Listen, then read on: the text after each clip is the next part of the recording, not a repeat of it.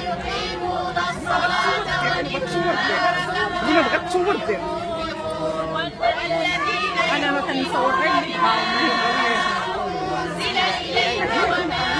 أنزل من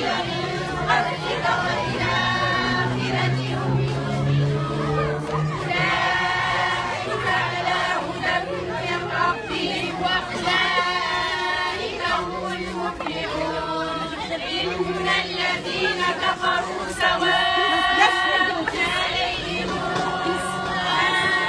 أنذرتهم أم لم تنذرهم لا يؤمنون ختم الله على قلوبهم وعلى سمعهم وعلى أبصارهم غشاوة ولهم عذاب عظيم ومن الناس من يقول